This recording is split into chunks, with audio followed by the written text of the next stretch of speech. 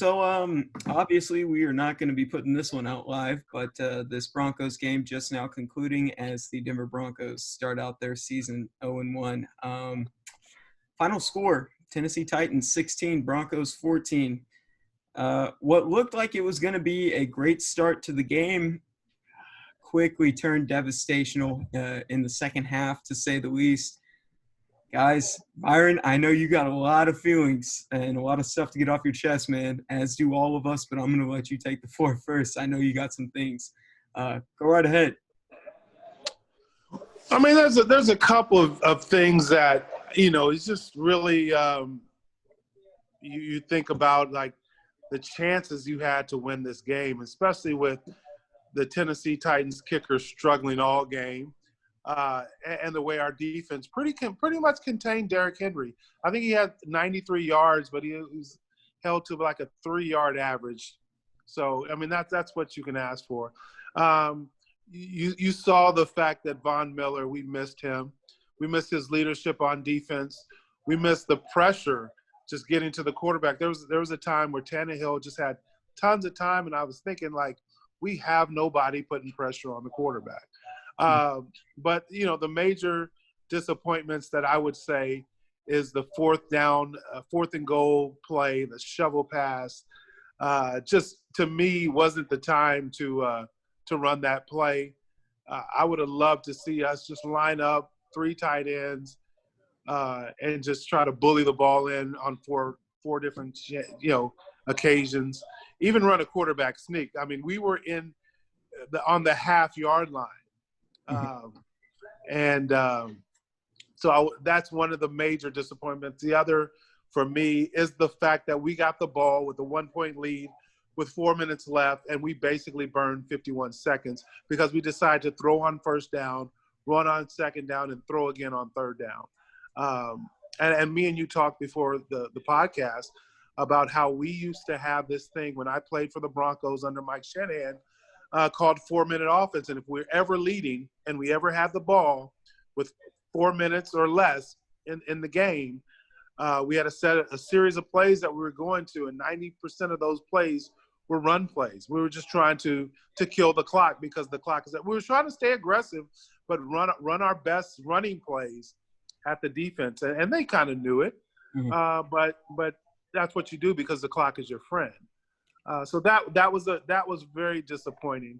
And then the final drive, I just felt like our coach, whoever's in control of the timeouts, just didn't give our offense a chance because we didn't burn our timeouts in that drive, and basically gave our offense 17 seconds left to try to navigate to get to field goal range, and that's just an impossible task. Yeah. So those are the things I was kind of disappointed in.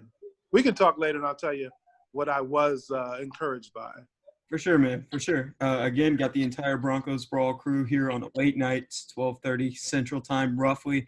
Got the Pro Bowl tight end Byron Chamberlain, Noah Smith, Andy Martinez, and then Alex is popping in and out. Hopefully we'll get his opinion momentarily on the game once he gets his technicalities figured out. But I think he is joining. He heard his name, popped right up. I will say this, as Byron alluded to earlier, going back to Derrick Henry, the Denver Broncos defense, Derrick Henry managed to get 116 yards on this team, a way better outing than his past 2 times, especially last year when he was only able to account for 28 yards. It was off of 31 attempts. And then, of course, Ryan Tannehill, 3 attempts for 14 yards passing. And it looks like 0 touchdowns for him as far as the passing game goes. A sloppy one, to say the least, on both ends, I would say, objectively. But swinging over to you, Noah, your opinions, thoughts on this game, on the conclusion of this one. Yeah, man, it looked like a tune-up game on both sides of the ball. I think what you saw with Tennessee was they were an effective team with running it and running those play action, those deep overs in the first half. I mean, Denver had no answer. I mean, multiple times Justin Simmons looked lost in that secondary. And Justin Simmons, a second-team All-Pro player. You don't say that a lot. I don't think the Broncos looked – it's hard to say they didn't look ready to play, man. I mean, they did play hard in that fourth quarter drive when they were driving the ball. But, man, it looked like a tune-up game for both sides of the ball. I'll say that.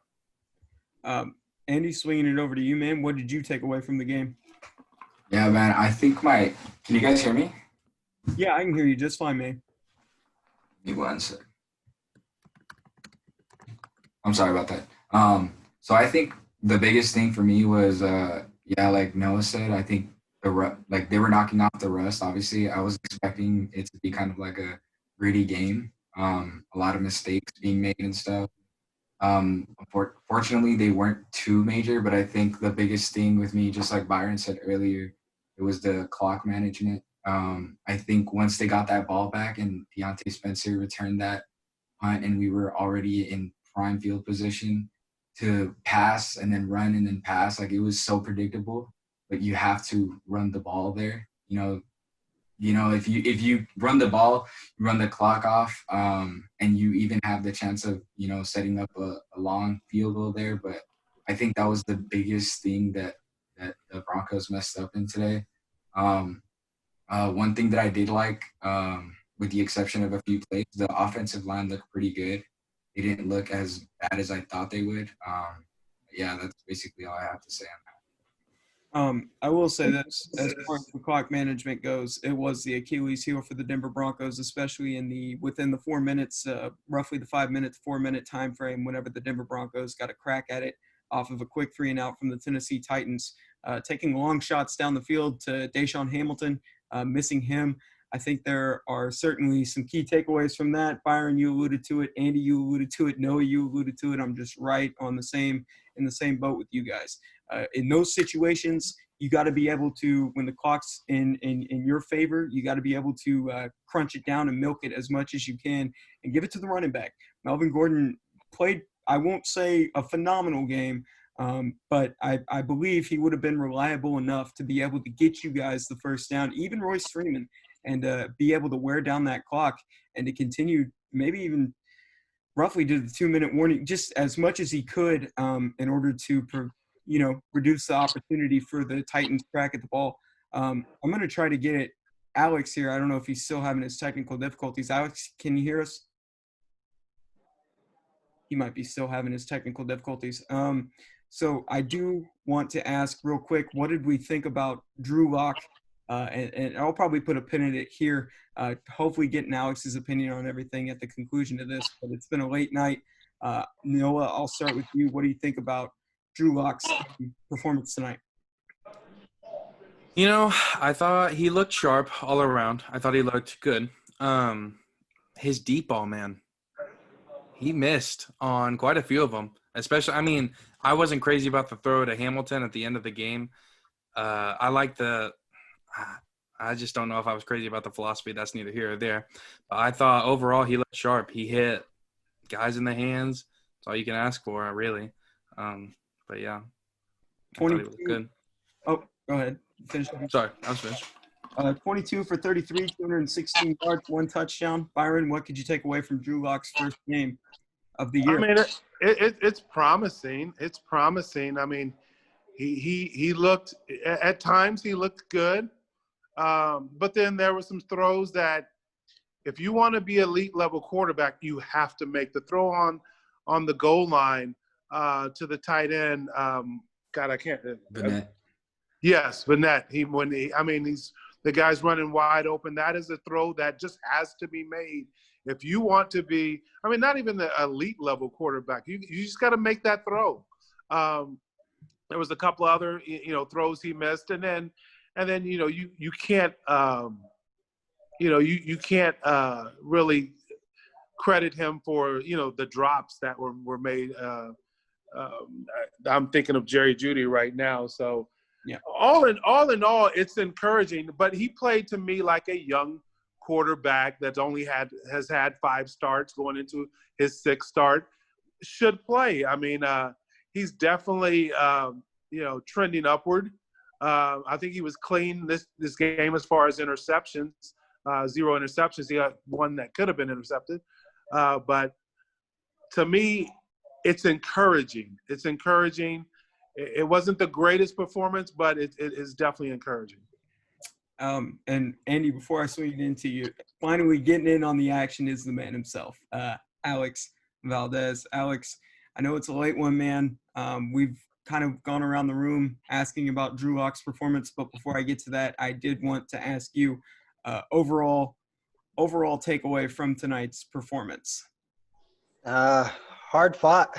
I appreciated the young DBs stepping in, and Bassie and Ojemudia. I think Ojemudia was robbed. I mean, we can all see that.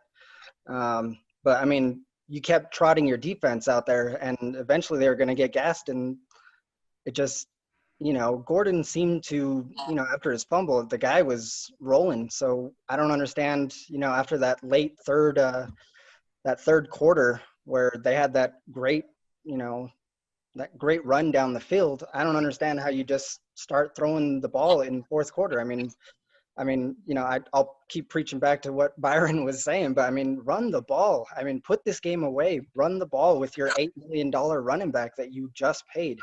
I don't understand the clock management at the second half of the fourth quarter.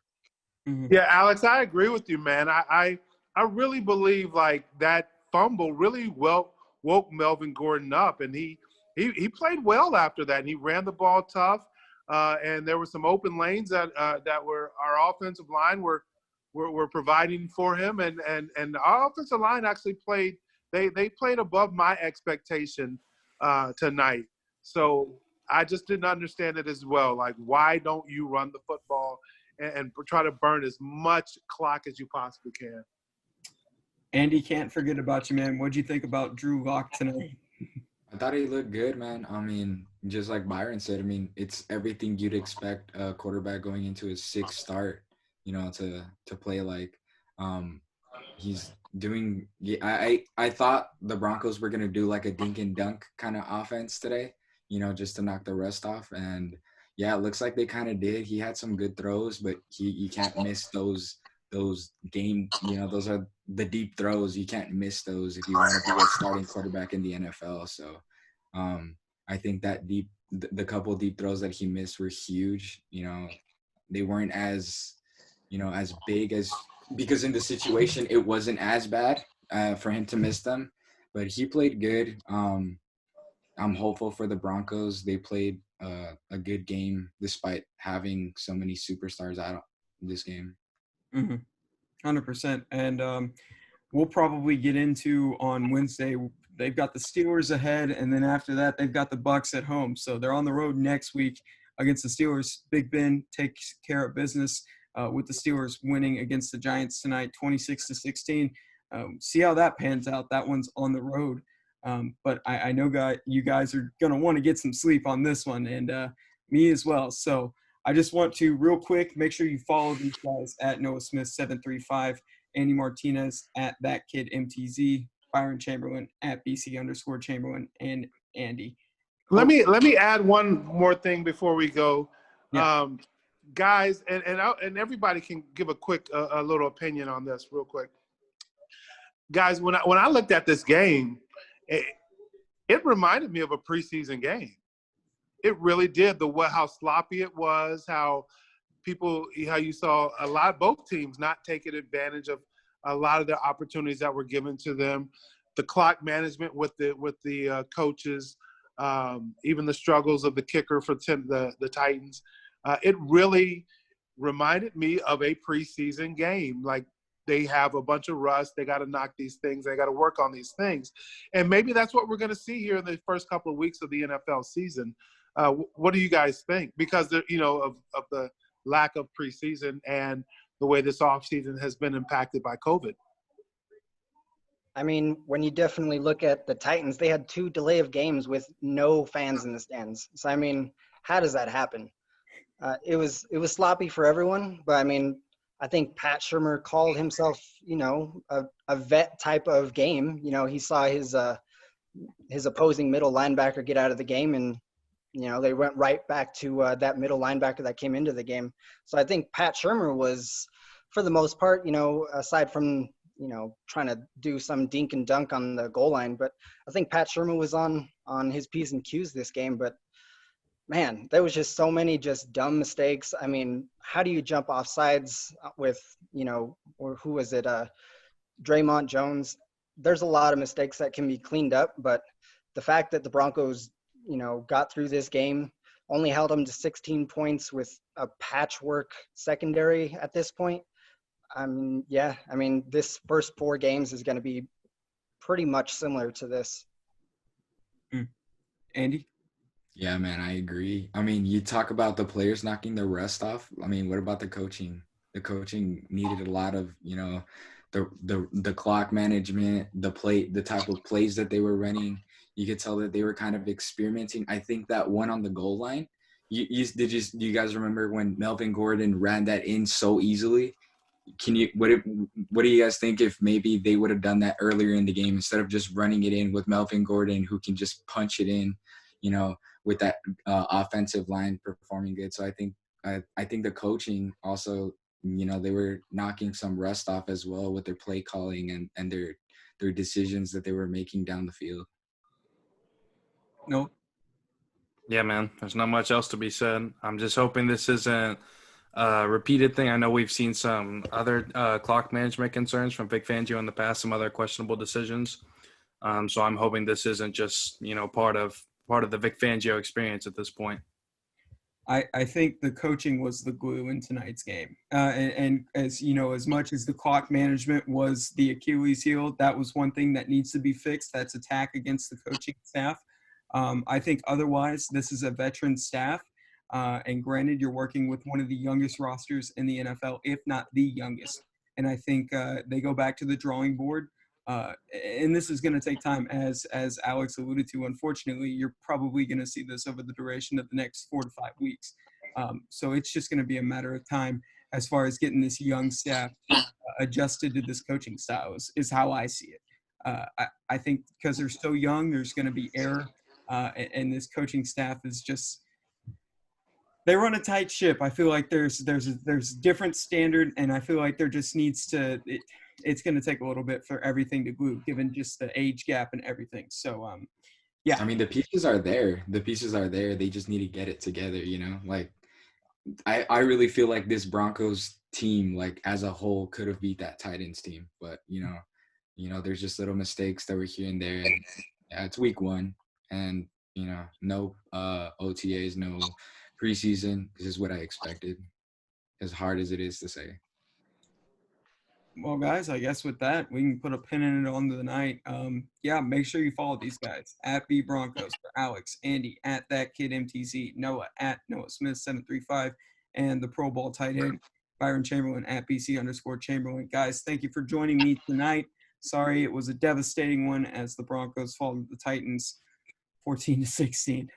So we'll pick back up on Wednesday as Alex and Byron and myself have a podcast to do to break down the Steelers coming up on the schedule. But with that being said, thank you guys and have a great night.